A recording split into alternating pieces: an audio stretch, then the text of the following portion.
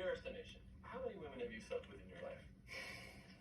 That's a good question. I never really counted. What do you think, T? A lot. A lot? How about a lot? Lenny says about 1,000. Lemmy says about 1,000? Himself has had 1,000. Oh, it's more than 1,000. That's for damn sure. Hell yeah. Let's just say a lot. I, Ronald Reagan, do solemnly swear that I will faithfully execute the office of President of the United States. Music's a definition of where the world's at that moment. It's like a snapshot of our society. In the first term of Reagan's administration, America was a place where you could be very successful. Everybody said, it's too much, it's so big. Well, those are the things that made it successful.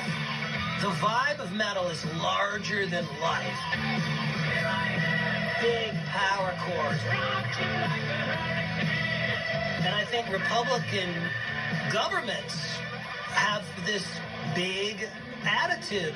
Excess is definitely a huge part of heavy metal. We wanted more people, more girls, more dope, more booze, more money, more fun, more.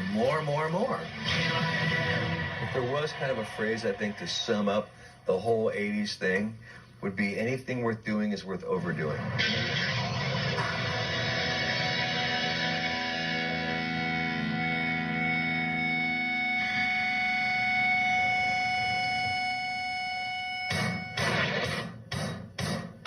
Throughout its history, heavy metal has always been at odds with most of society.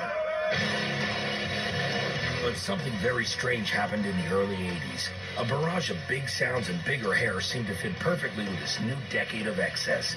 For the first time ever, metal was fashionable. And just like Reaganomics, the revolution began in California. When you read encyclopedias for rock history, you're going to see the 64 British invasion has its chapter. You know, the Memphis 50s, Elvis has his chapter. 82, 83 LA will have its own chapter.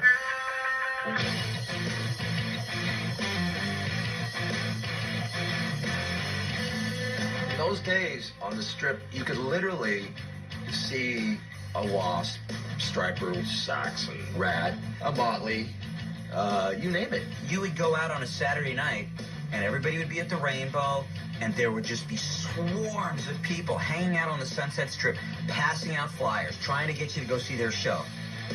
Somebody would be at the Troubadour, somebody would be at the Whiskey, somebody would be at the Roxy. People would be and drinking and puking everywhere. It was kind of like a gigantic frat party in your senior year that was going on every night. There was blatant hedonism. I mean, it's everything you ever heard, and 10 times more. Sex just happened all the time. In the club, at home. Church. Back of a car, on the floor, up against the wall. Not inside the church, but right in the back of the church. In the parking lot, in the alley. And looking up going, this is bad. This is bad. I mean, on the way to a party, we'd stop the elevator and have and then go to the party. There were many a fine young lady that was willing to, how should I put this? To relieve you underneath the table while you were having pizza.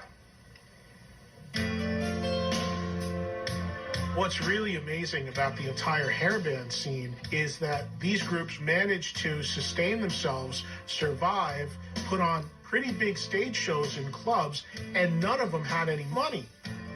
You would come down to either buying beer or buying food. You think, well, you know what? If I buy food, I'm just going to be full. If I buy beer, I'll be full and I'll be buzzed. So, of course, you bought beer. I had a closet that was 3 by 12, and I was there for a year and a half. No heat, no electricity. Living on less than $5 a week. And that's when you find out how bad do you want it. I remember putting peanut butter on bread with a social security card at the Hollywood Bowl Motel. We had nothing. Frankie Benelli, living with a girl that was 2 doors down from me, my landlord had a white picket fence. And every day I'd come home and there'd be 2 or 3 slats missing out of that white picket fence.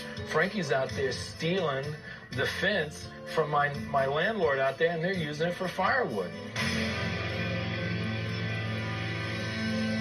was brutal. But it was cool, though, you know? There was always this excitement in the air. I mean, just walking down the streets, walking down Sunset Boulevard, you just knew you were on the edge of something really cool. You know, you didn't know what was going to quite happen, but you knew something big was going to happen. By 1983, Quiet Riot was one of the few Sunset Strip bands with a major record deal.